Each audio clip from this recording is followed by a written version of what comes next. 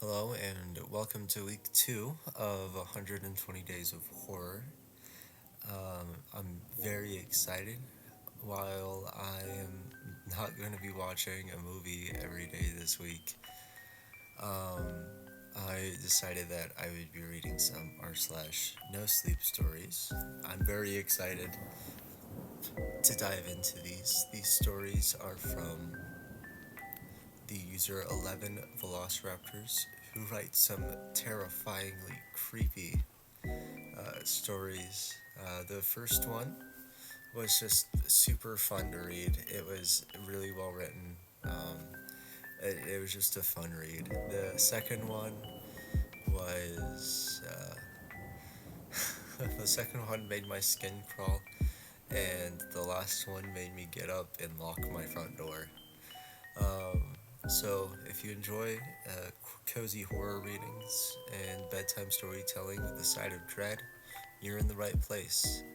Once again, check out 11 Velociraptors. Their link to their page and all three individual stories will be in the description below if you want to support their incredible writing. All stories are being read with permission from the author, and comedy or commentary is included for transformative use under Section 107 of the Copyright Act. Um, yeah, let's get into it. I almost missed it altogether, buried as it was under all the junk mail and pre approved credit card offers. The announcement was printed on 7x5 piece of white cardstock. The right side featured a photo of a couple, while the left bore a simple message in plain font. Just married, David and Emma, June 6th, Acadia. I read the strange, unceremonious message twice as I stood in front of my mailbox, trying to recall how I knew the couple. The only David I knew was my brother, who was not only single, but perhaps the most single man I had ever known. Damn.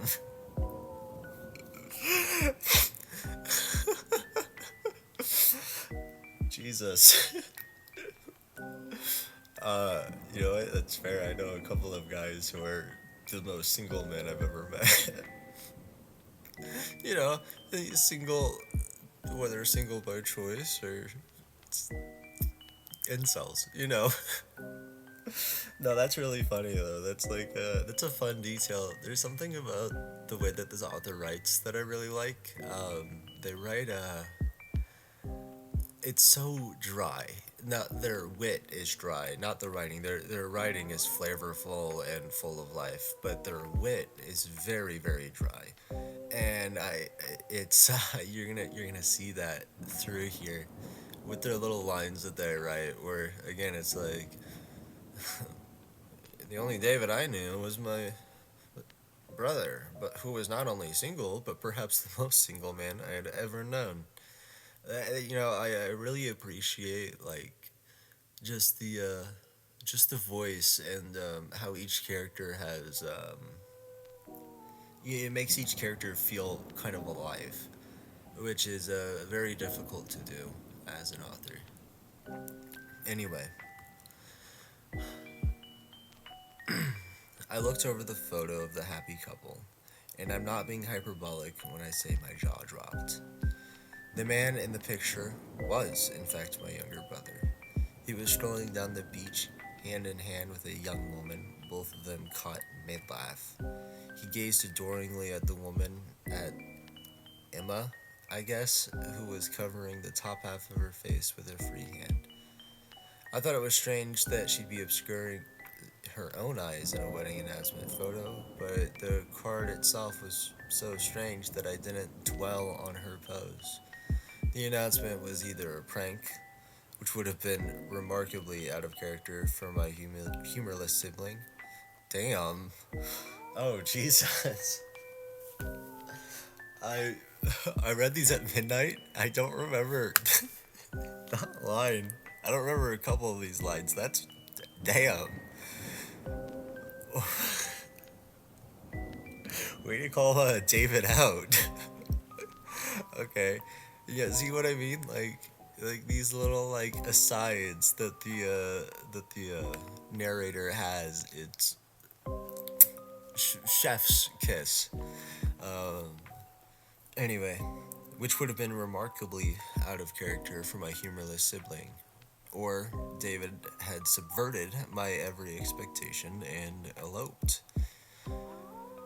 Once I got past the initial shock of the card, I went back inside, tossed the junk mail, and gave David a call. It was evening where he was, but not so late that he would have been asleep. He picked up after 6 rings. Well, mazel fucking tov, I told him, squinting down at the woman's face. Huh? Who's the lucky gal? He paused, clearly trying to puzzle out my question, then, what the hell are you talking about, man? Oh, okay, so it was a prank.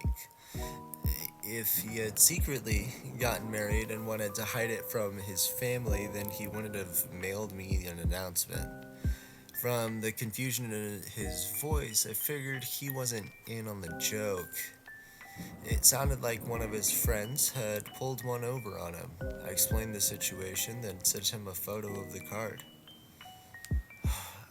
I just want to go back to the description of the card. I didn't pick up last night while I was reading it the fact that she was covering the top of her face with her free hand.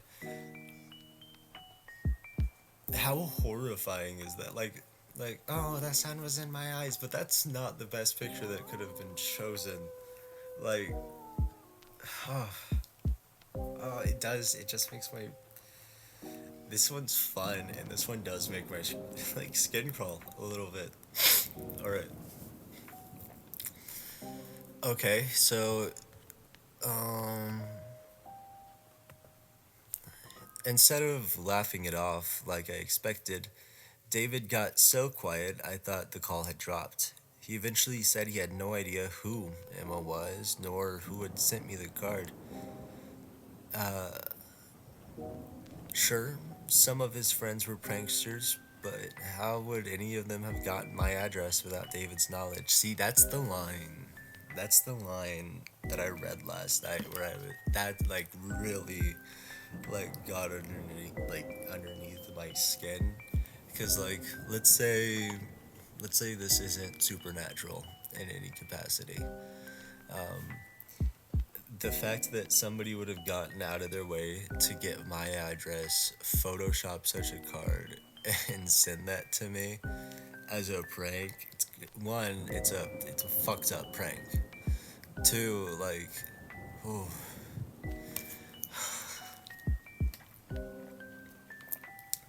yeah, it's wild. It's wild. It would piss me off and scare me so badly. I'm already a little paranoid. I can't imagine if somebody sent me something like that. Very few people have my address for a reason. All right. Anyway, I'll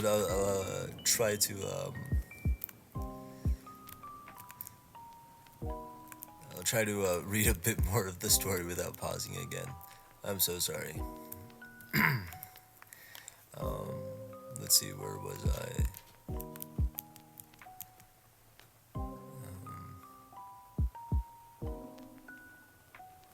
Let's see. He said he'd ask his friends about it and requested that I see who else had received the wedding announcement. Up until that point, I'd still thought of the card as a humorless joke, but the severity of David's reaction put me on edge. Maybe there was actually some woman in his life that for some reason he didn't want people knowing about. After the call, I texted my parents and a few of our family friends. One second. I know I said I wouldn't stop again. I gotta put on my glasses. Oh. The glasses are dirty. Damn it. Okay. Um, After the call, I texted my parents and a few family friends. One of my old neighbors had indeed received a card and seemed a little disappointed when I revealed it was only a prank. My parents checked their mailbox upon my request, and only then did they find the announcement. Thank God I called before they could discover it on their own. I genuinely thought that my mom would think I. Oh, sorry, I need to read that line again. Thank God I found it before they could discover it on their own. I genuinely think my mom would have had a heart attack. So far, those are the only two households that had received the cards, and I found it bizarre that David's friend either knew either of those addresses. Before I fell asleep, I texted David my update. He said he hadn't found the culprit and was planning to continue his search in the morning. Again, I was somewhat perturbed by his seriousness. Was I missing something? I spent the next few hours trying to figure out who his bride could have been. In doing so, I started to feel like every other woman on earth was named Emma. There were so many significant women in mine and David's lives who bore the name that sorting through all of them seemed pointless. See, when I first read that line, I was like, that's a little ridiculous, Emma, but I've had a hunter in my life since I was very, very little. Like, and not the same hunter either. Like, I have always had a hunter at some point in my life, and it's actually fairly relatable. um, I enjoy that because I think people can relate to that, knowing several people with the same name. Anyway, there was, for example, our childhood friend and neighbor who David harbored an unrequited crush on for years until her family moved away. There had been a tragic accident in our high school in which an Emma in David's year fell head first behind some lockers, dying from positional asphyxia, which I know I said that I would try to read some more without pausing. How horrifying is that? Getting trapped behind some lockers and then, like, being positioned in such a way that you just can't breathe and your body just gives up. Like, it makes me feel sick a little bit. Okay. I had dragged David along to a rager at Emma's house in college, which had ended in both of us spending the night in jail for public intoxication. Apparently, my life was just one big stream of Emmas, and none of them seemed plausibly linked to the marriage announcement. Now, there was a part in all this that I'm still struggling to make sense of. The night after I called David about the card, I woke up in the middle of the night to my phone ringing. I checked the caller ID and I saw it was David. I assumed he was calling me about the stupid prank, and part of me wanted to ignore him until the morning. Then again, he could have been having some kind of emergency. So I picked up the phone and grumbled, "What?" into the mic. There was silence for a few seconds, and then I was shocked to hear a woman's voice on the other end. "Hello?" said the voice, quiet and slow, unmistakably feminine. I sat up in bed. "What? David? Who is this?" I double checked the screen and confirmed it was, in fact, David's number. Another long pause, and then, "Yes, this is David's apartment." After that, the caller hung up. Disturbed, I called David back immediately, but no one picked up. I sent him a text asking who had just called, then called him 3 more times. No one picked up, and I was starting to panic. Yeah, I know that it was the most likely explanation was that he had simply had a woman over, but something didn't feel right. I guess David's paranoia was rubbing off on me because I was so weirded out that I actually phoned David's buddy Mike, who lived in the same apartment building, and made him do a wellness check for me. When Mike got to the apartment, my brother was asleep inside, perfectly safe and sound. He didn't have anyone over, and there were no signs that anyone had broken into his apartment or messed with his phone. And yet, I imagined the call, at least not entirely according to the phone. Oh, sorry. And yet, I hadn't imagined the call, at least not entirely according to the phone logs. There had definitely been an outbound call from David's phone to mine.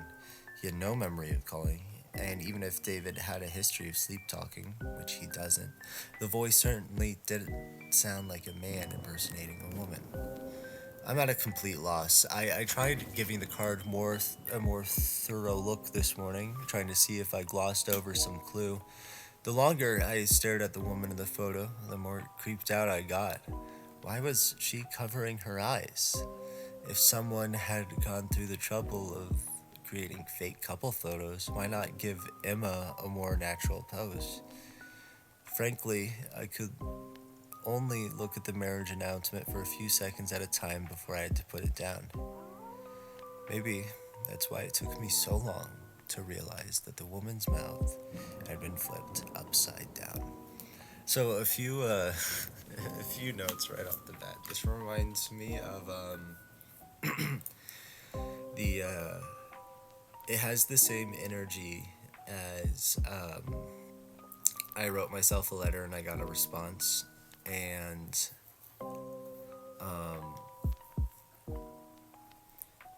the burned photo, which are two classic stories. Jesus, no, this one was really good. The when I initially read the phone scene, where the chick was calling him, or chick was calling our narrator on the phone. I, uh, that's one of the parts that just like made my skin feel like it was trying to jump off of my body. Like, oh, it was so good. It's probably the most fun out of the stories that we're gonna be reading today.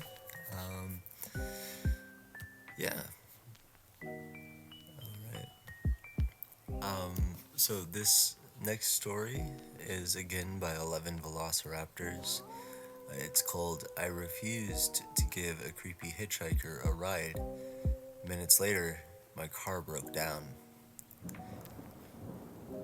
This is the one that really like made my skin crawl. It's really good. This author does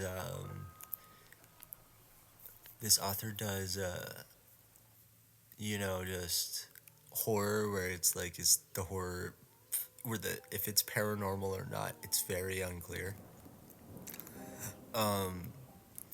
Really well, and I think that this story is a really good example of that. Let's get into it. When I recount this story at parties, I tell it like a joke. I play up the great cosmic justice of it all, framing the moment my car came to a stop as a kind of cheesy punchline. In reality, the events of that night remain the most harrowing of my entire life. It was 2014, and I was a senior in high school. At the time, I lived in Central Texas, but my brother was in school in Colorado. Since he was graduating soon and I hadn't yet visited, I decided to drive out to him when our spring breaks aligned. The only issue was that I wasn't technically supposed to be driving. Believe it or not, despite being a dumbass 18-year-old who liked to drive fast, I never had a traffic violation. Never even gotten a parking ticket. I did, unfortunately, get caught drinking with my buddies a week prior to the drive. My license was suspended for 30 days, but I didn't let that stop me. I was gonna see my brother one way or another. So I left late in the day, chugged Red Bulls to stay alert, and stuck to back roads as much as possible. It added a few hours to my trip, but it allowed me to avoid state troopers for the most part. By midnight, I felt like I was in the Australian outback. I had taken road trips to my state before, but this particular route was something else. Nothing but scrub brush and signs to weather beaten road. And nothing but scrub brush and signs to weather beaten road. My glasses are messed up, dude.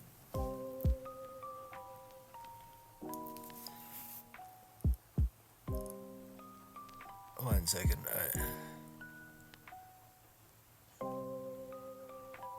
Okay, nothing but scrub brush and signs too weather beaten to read.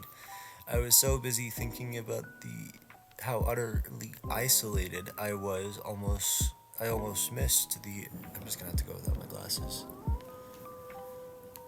I think they're just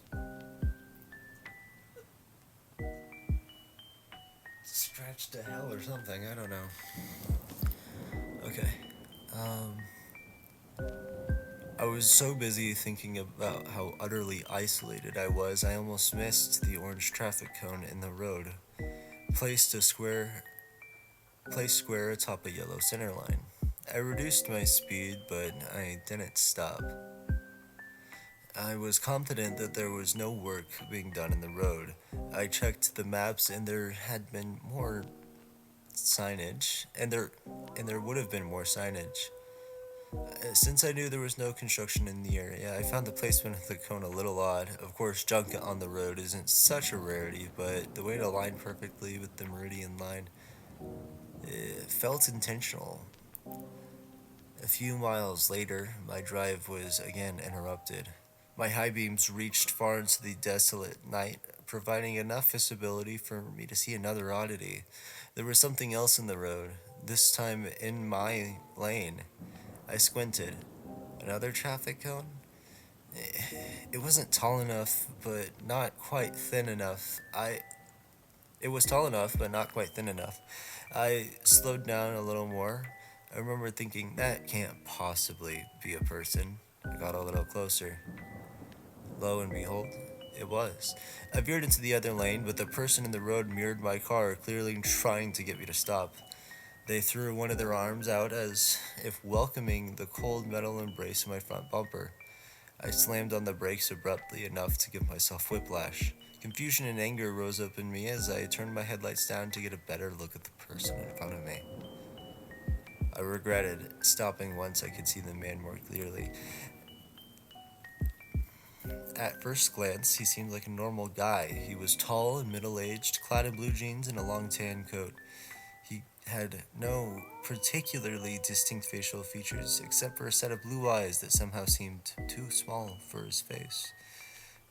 He gave me a wide grin when he saw me stop. I guess he could have been relieved, but I couldn't give him the benefit of the doubt due to what he was holding. Before we get to this next part, I remember reading this last night and thinking about, oh god, who was it? It was, wasn't it Ted Bundy who would pick up hitchhikers and runaways and strays and stuff like that to go, kill? I know there was a hitchhiker serial killer who I know that Ted Bundy would pick up hitchhikers, I believe. That might have been Dahmer. I'm pretty sure it was Ted Bundy, but I'm pretty sure there was also a hitchhiker serial killer. Either way, my parents beat it into me when I was a kid that if there is somebody that's wanting to hitchhike, you do not pick them up. However, I have hitchhiked a few times, and it's a little scary. Like, this person could torture me for the next 30 years, and I am such a,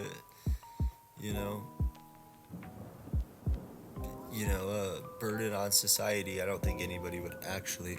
What are you doing, cat? You gonna say hi to the people? Yeah? No, you're just gonna walk by the microphone? Anyway, I'm such a burden on society that nobody's gonna miss me. But, you know, not the point. It was so beaten into me that you do not pick up hitchhikers when I was a kid, and I don't for a very good reason. And I'm not gonna spoil anything, but I think this story's a good example as to why.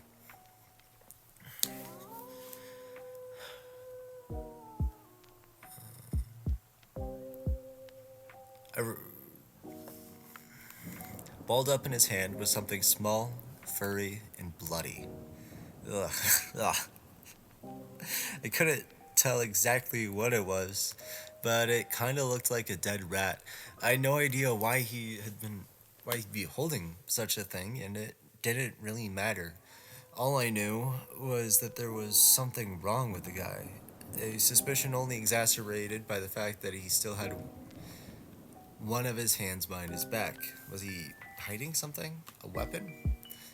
I took my foot off the brake. I might have been dumb enough to stop, but at least I wasn't dumb enough to stay. As I tried to maneuver around him, the man again moved in front of my car, and then when he saw I wasn't going to stop, he took a few steps back. As he did so, he let his arms fall to his sides, and I saw what he had been concealing behind his back, a large claw hammer. Jesus, good instincts.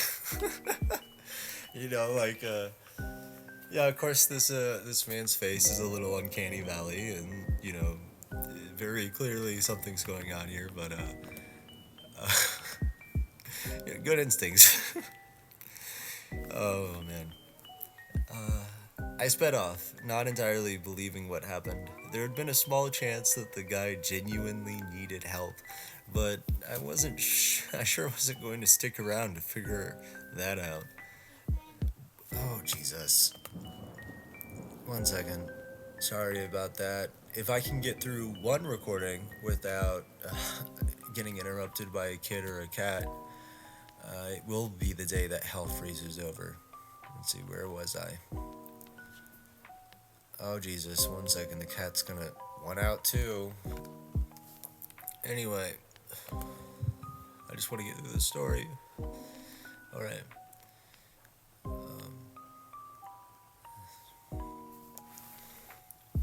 Let's see. I sped off, not entirely believing what happened. There was a small chance that the guy genuinely needed help, but I sure wasn't going to stick around to figure that out. As I drove off, I looked in my rearview mirror. Before the darkness swallowed him, I saw the man starting to run after my car. For a second, the sight made me nervous, but then it just made me laugh. Did he actually think he was going to catch up?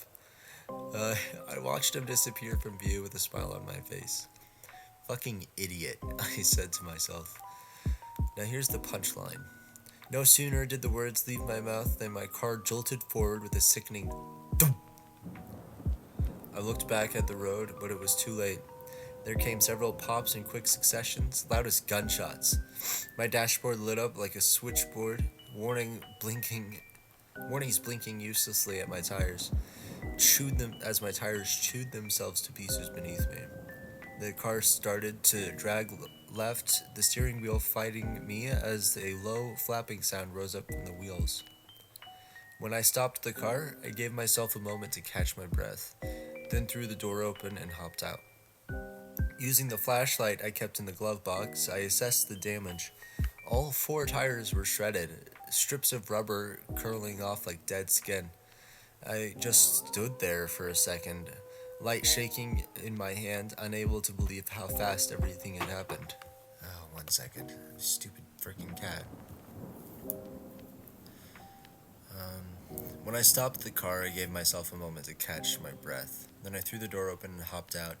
Using the flashlight I kept in the glove box, I assessed the damage. All four tires were shredded, strips of rubber curling off like dead skin. I just stood there for a second, light shaking in my hand, unable to believe how fast everything had happened. I angled the beam back down at the road, sweeping over the cracked asphalt and weeds.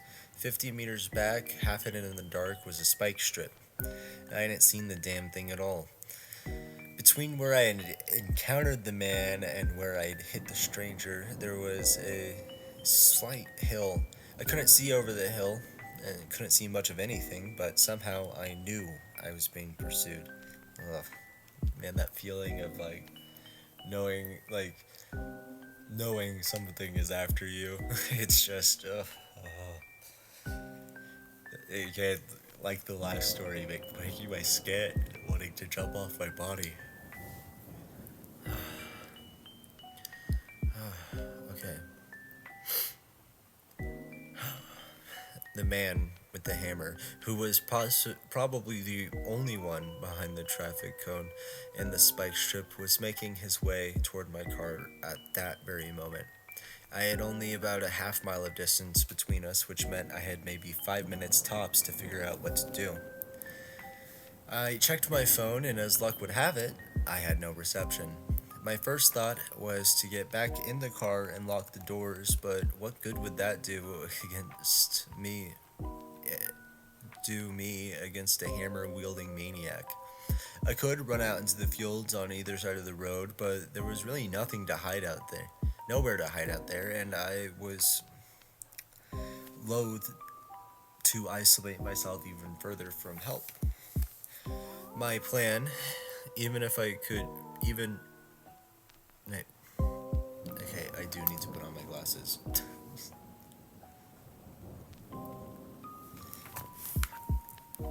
Alright.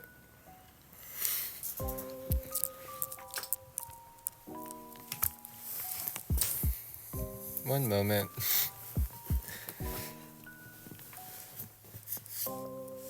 Oh.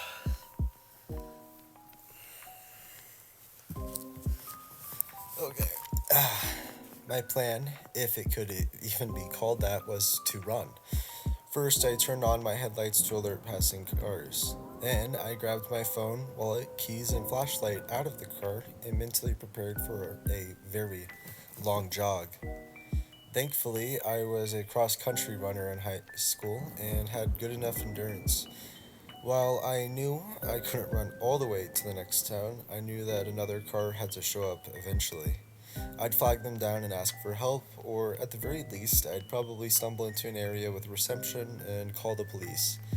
I shut down, I shut and locked my poor, crippled car, then took a glance behind me. He was cresting the hill, less than a quarter mile out. Something about the bend in the road, coupled with the low lighting, made my long, lopping,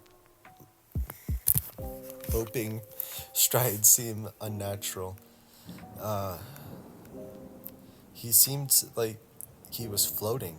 I was already freaked out, but seeing that made me feel like I was being chased by something not entirely of this world. I turned and ran. How horrifying would that be? You're already being pursued by a deranged hitchhiker. On top of that, Jesus, on top of that, um, it looks like he's floating. Man, that would be horrifying. I would probably just give up right then and there and try to fight him. Like, yeah, fuck it. You and me, bro, let's go. Figure something out. He has a hammer, but I'm gonna figure something out. Use my shoes as nunchucks or something. I don't know.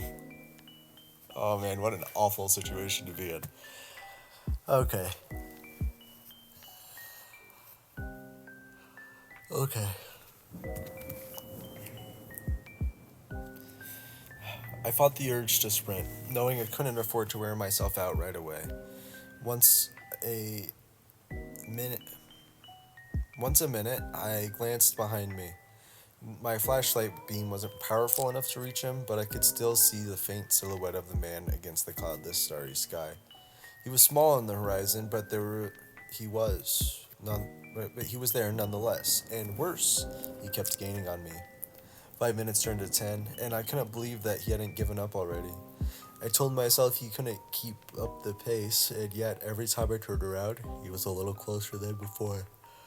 At some point, I tried shouting out, tried asking what he wanted, but of course, there was no answer. Soon, I was wiping sweat from my brow. Oh, man. Even if you got a response and he said something like, I want you,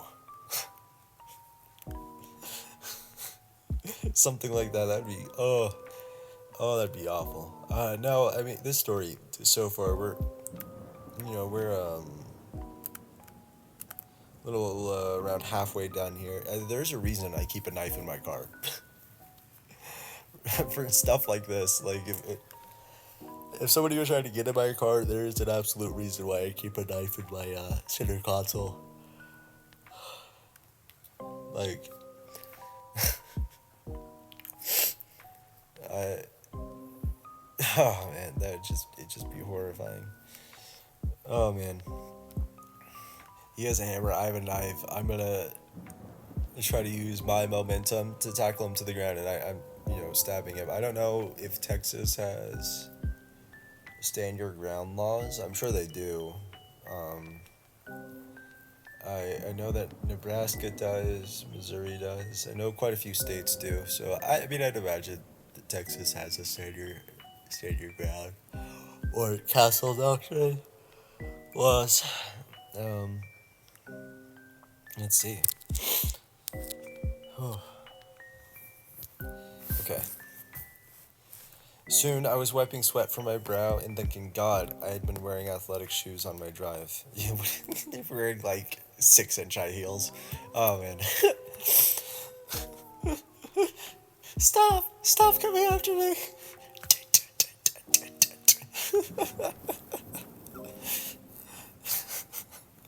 As I looked over my shoulder for a routine check-in, I saw the shimmer of headlights. There was a pickup truck ambling toward me. I bolted straight into the middle of the road, waving my arms around, shouting for help. For a second, the truck slowed, but then eased around me and kept on going. No windows rolling down, no honk. The bastard didn't even stop long enough to see what my deal was. I shouted something at the shrieking red taillights, but it didn't matter. My salvation had left me in the dust. Oh man, that would be so awful. Again, I wouldn't even made it this far. I would have given up at this point and tried to fight the guy. But to have that happen, like, I'm done. I'm giving up. Jeez, I cannot stop yawning. Oh man,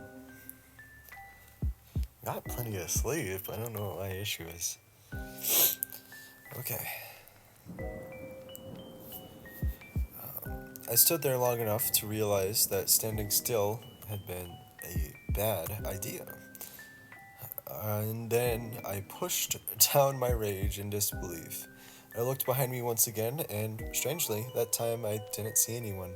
Maybe my pursuer had fallen behind, or maybe he'd given up entirely. Or hell, maybe I'd been hallucinating the entire thing and abandoned my car in the middle of nowhere for no reason. In any case, I kept moving, periodically checking my phone.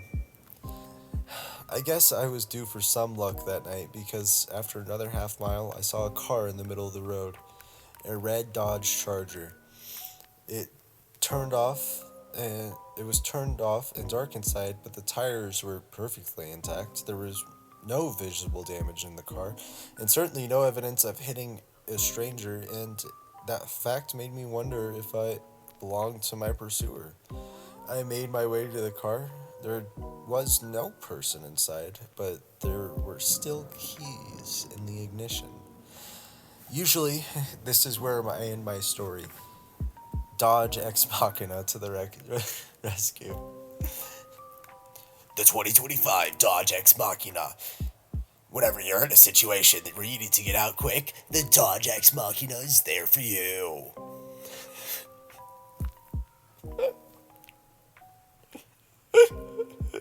So dumb. I came up with that bit last night, just saying, like, doing it. It's ridiculous. Anyway, I settled into the driver's seat and breathed an enormous sigh of relief when a turn of the keys brought the engine roaring to life. By some miracle, the car was drivable and it had enough gas to take me to the next town. Finally, confident that I would survive the ordeal, I looked out the passenger side window and saw something that made my heart stop. Yards away from my car and rapidly closing distance was the man. He hadn't given up at all. He had merely started running in an arc through the fields, avoiding the road that I had watched so diligently and so uselessly. Oh man, that's horrible. He had banked on me losing sight of him so he could catch me off guard, and it had almost worked. By the time I slammed my foot on the gas, he practically had his fingers on the handle. Oh, man. I got one last glimpse of him on the side mirror as the charger tore off, a pale, grinning blur, closing in faster than should have been possible. After that, I drove straight to the police station in the next town. At dawn, when they took me back to recover my own vehicle, every single window had been shattered. Not simply cracked, but oh man, stupid cat. Can't have any drawers.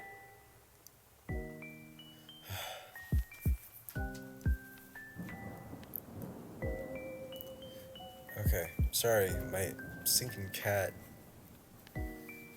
just being the asshole.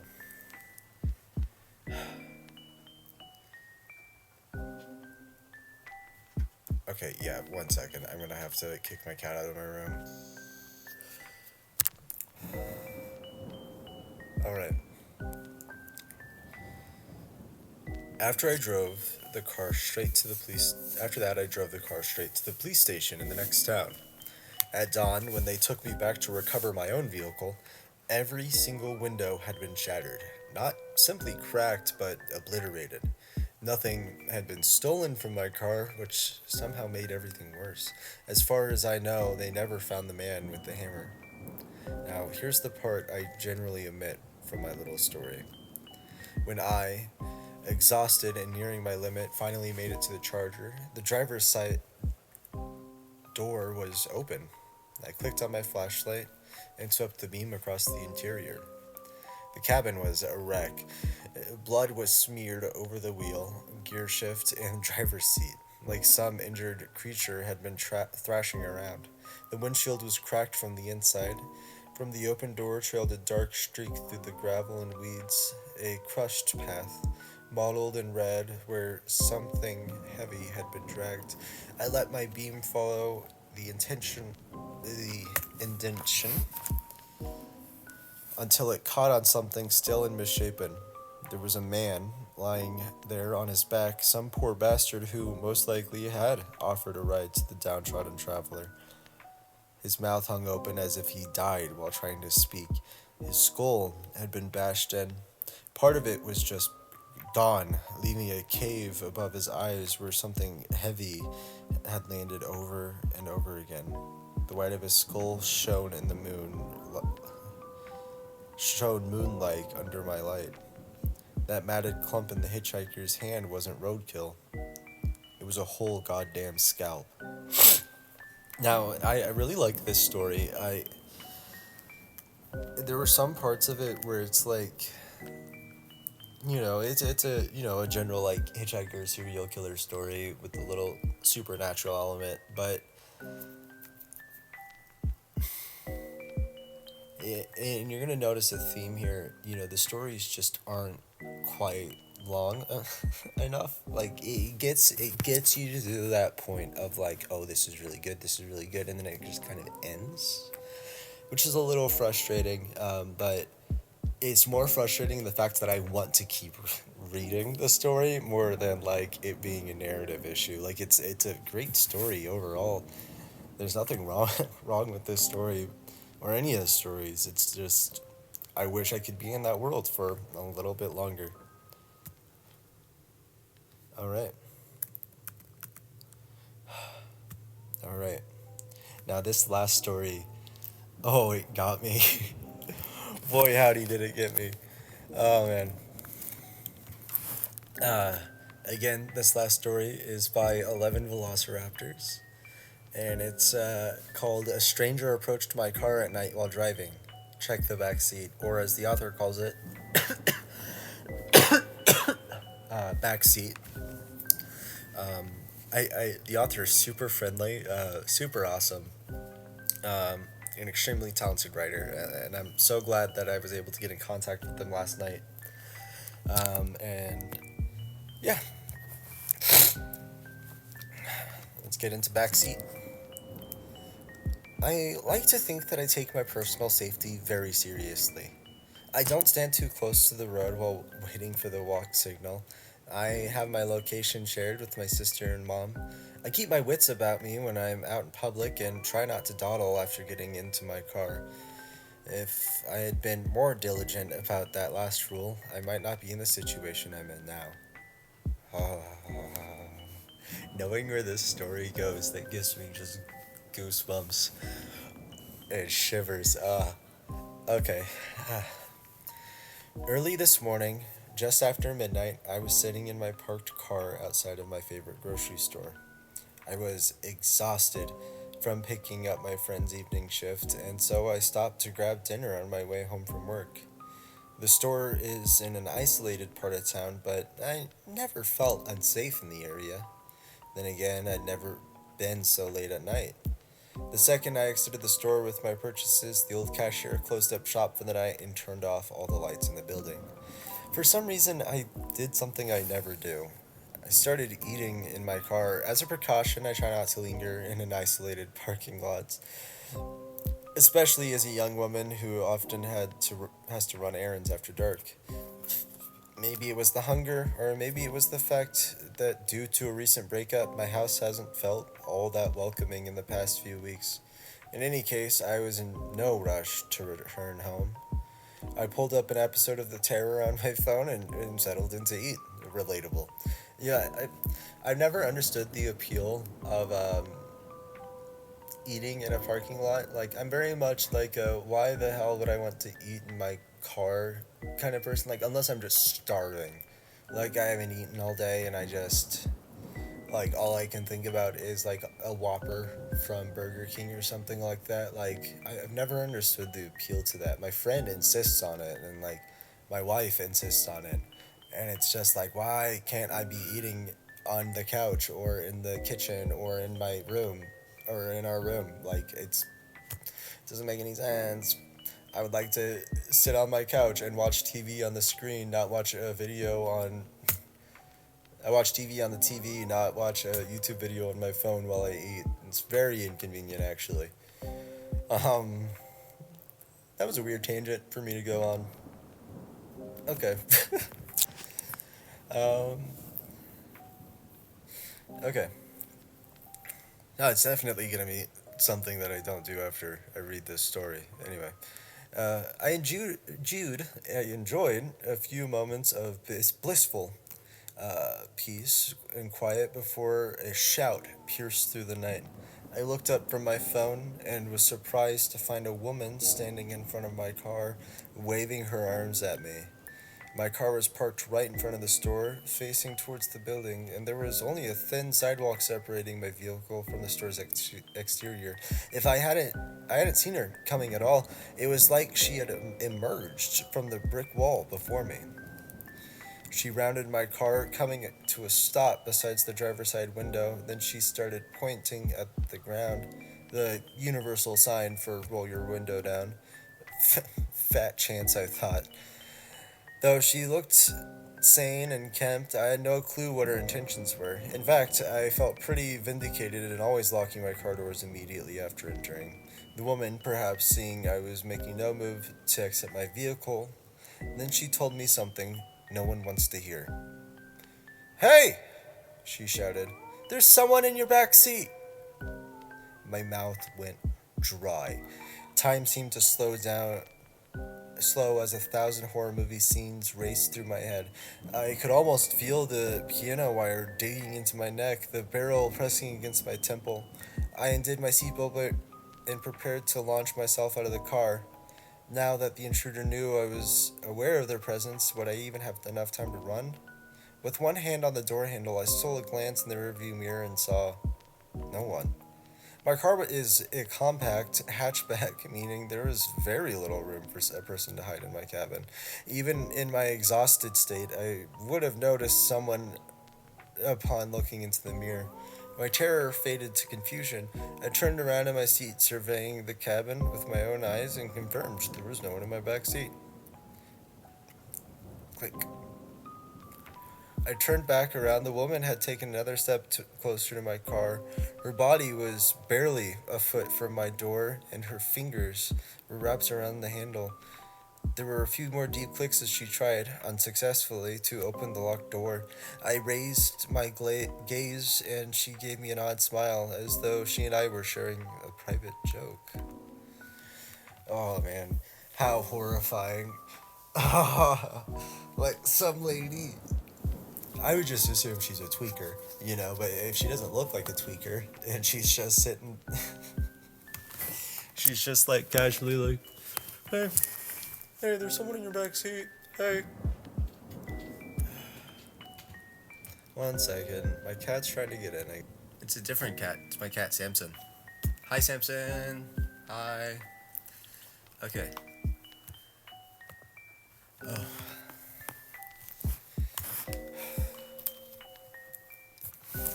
Oh man, how horrifying though. Like, somebody who's not a tweaker, I would assume she has dementia or something like that, or she is on drugs and just isn't showing signs of being a tweaker.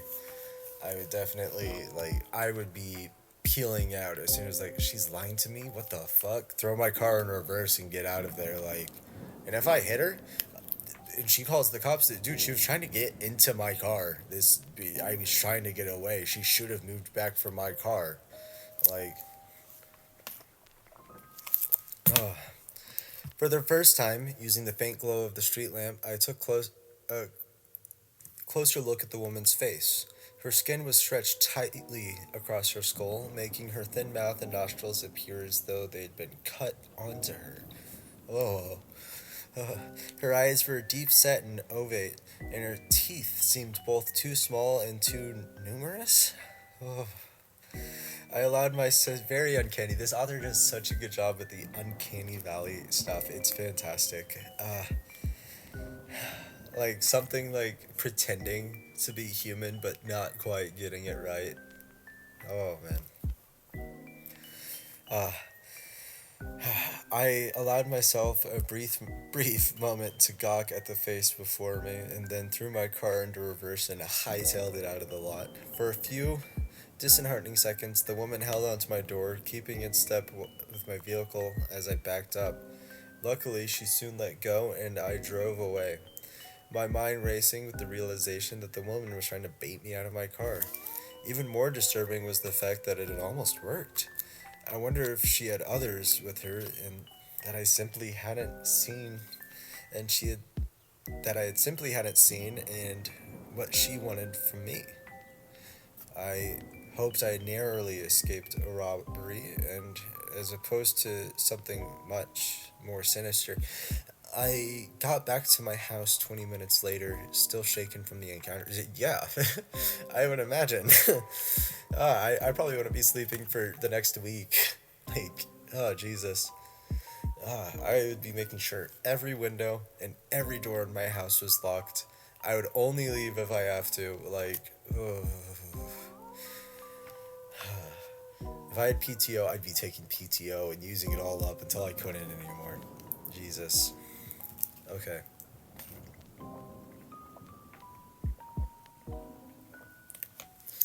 Okay. Still shaken from my encounter, I rushed inside the house and made sure that all of my doors and windows were locked. My exhaustion did little to soothe my nerves. My mind played tricks on me as I got ready for bed, conjuring up flashes of the woman's face in dark corners of my house. Once I finally fell asleep, my fears followed me from the waking world. I had long, vivid nightmares, most of which I've either forgotten or is irrelevant to the account. All I know is that when I jolted awake some hours later, it was the sound of frantic banging on my door. I sat up at front door. I sat up in bed, unsure if I was still dreaming or not. My alarm clock read 4:17. It was far too early for someone to be knocking on my door unless there was some kind of emergency, which, given the forcefulness of the knocks, there may have been. Slowly, I rose up from my bed and inched towards the entryway. I had never before been in such a situation was at and was at somewhat of a loss as to how to react. I didn't smell a fire, thankfully, but that didn't mean all was well. Suddenly, I heard a man's voice calling out my name in a questioning tone. It sounded vaguely familiar, but I couldn't immediately place it. "Who is it?" I called back. "Brian," answered the disembodied voice, and relief washed over me. My neighbor Brian lived in the house across the street. We weren't close exactly, but I often saw him walking down the block with his dog Bailey. I turned on the entryway light, and I was still in my sleepwear. I didn't want to open the door unless I had to. Instead, I called back to him. Uh, what's the matter? "Well," he began. I heard his voice crack, and he cleared his throat. "Do you have someone over that right now?" Hey, let me run that back. "Huh. Well," he began. I heard his voice crack as he cleared his throat.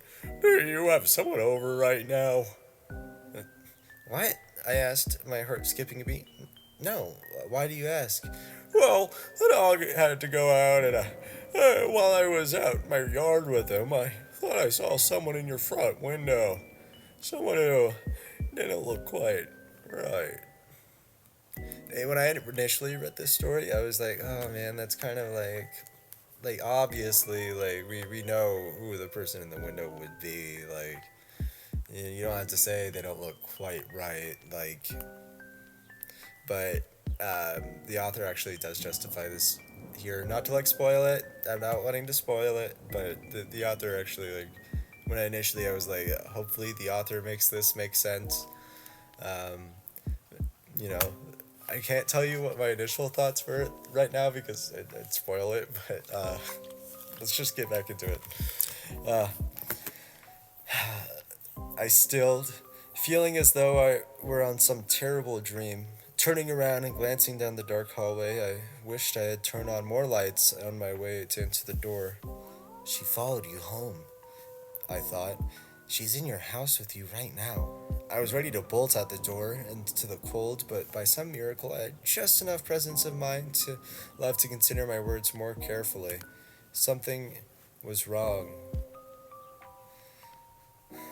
I stepped away from the door. "Are you all right, Brian?" He cleared his throat again.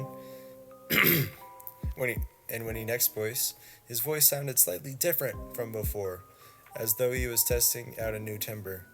"Of course. I just got a bit of a cold here. Still wanted to check in on you." My voice wavered as I voiced a question to my neighbor. "But your dog, isn't it a girl?" Brian didn't respond. My mind reeled in the torturous silence, trying to discern whether the threat was outside the door or inside the house with me. After a full minute of complete silence, the handle to my front door began to move. Ah! Oh, this is the part where I physically got up from my seat and I went over and I locked my front door immediately. Oh, man. Oh, that's horrifying. So just somebody trying to get in your house. Oh. After a full minute of complete silence, it rotated downwards as far as it could before the lock stopped it, then shook as the person on the other side of the door pulled on the handle. This happened several more times as the person tested my lock, and then there was a powerful bang as though someone rammed my door with all their might. After that, there was silence again. I stood frozen in place for another minute. I had no people, but I was working up the nerve to walk out to the living room and peer through the blinds in their yard. In the distance, I walked down the street. In the distance, walking down the street from my house, was a figure. Although I couldn't see the face, something deep within me knew it was the same person who had tried to open my car door. I watched her walk away into the quiet night until she disappeared from my view. Needless to say, I don't I don't get didn't get much sleep for the rest of the night. I don't blame you. I probably, like I said, I wouldn't be sleeping for like a week after. I split my time between roaming the perimeter of my house, looking for anything suspicious, and sitting in my kitchen running the events over in my mind. The most likely explanation was that I'd been dreaming. After all, I'd nearly been baited into opening my door into a potential criminal just hours before, so it made sense that I'd be having a nightmare about a similar situation. Then again, I never in my entire life had a dream so vivid. Maybe, somehow, the woman really did follow me home. She easily could have stuck a tracker on my car, but how in the world did she know Brian's name, and how had she impersonated him so well?